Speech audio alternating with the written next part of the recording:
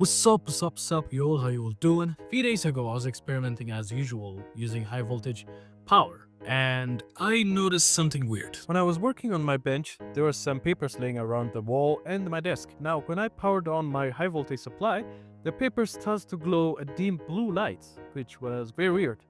The paper somehow, it is difficult to say, it was kind of glowing. After I saw that, I was like, what is happening here? Like, why does the paper glow blue? As a recap, this is how a high voltage arc is formed.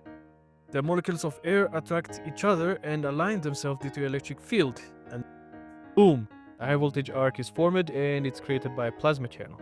Electrons at high speed that is generated from the high voltage source collides with the atoms of the air, and those electrons ricochet while releasing energy in a form of radiation.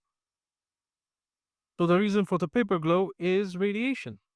There are two types of electromagnetic radiation, and I'm pretty sure you're familiar with them. An ionizing radiation and ionic radiation. Non-ionic radiations are radiation that just cannot just knock electron out of stuff. You know what I'm saying? They don't have that significant power. For example, radio waves. Radio waves are very faint, very weak. They are non-ionizing radiation and they poses no threats. They cannot just knock electron out. Or for example, microwave radiation. Microwave radiation at its own properties, wavelength properties, it cannot easily knock electron out.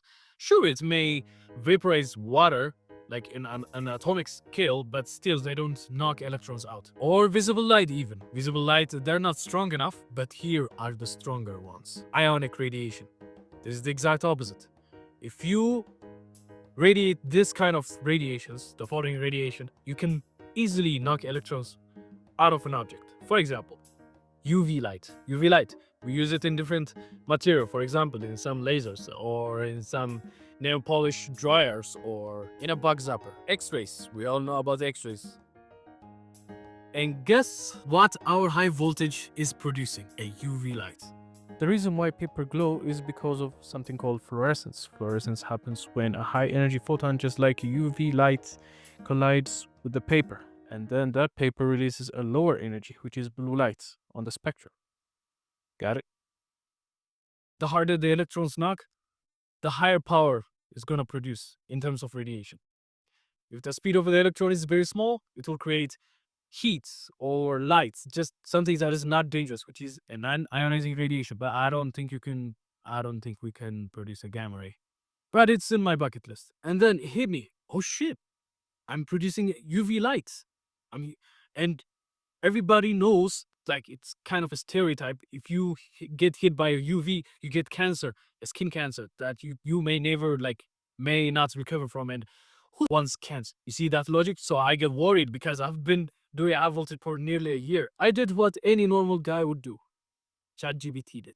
So yeah, I asked the question and later found out that the radiation that I was making was far too small to cause any kind of damage, cellular damage or DNA damage. So yeah, I ChatGPT'd it, and it turns out that I'm making a radiation called UVC. Think I'm cooked, but no worries. Forget it. I'm not dying, okay? I'm not dying of cancer. SID, oh thank God, you know? Ultraviolet radiation, especially UVC, it gets absorbed way quickly. Just a few centimeter gap from the air. You see why I say thank God? Because if there was no air, I'll be cooked. I would have cancer, skin cancer all over me. Science is pretty cool when you do it, especially if the effects that you are seeing from scientific experiment is cool and good. But it's also dangerous, very dangerous. One miscalculation, when you do science, please be careful. And don't be dumb like me. I'm a lesson. And again, I'm not gonna die of cancer, okay?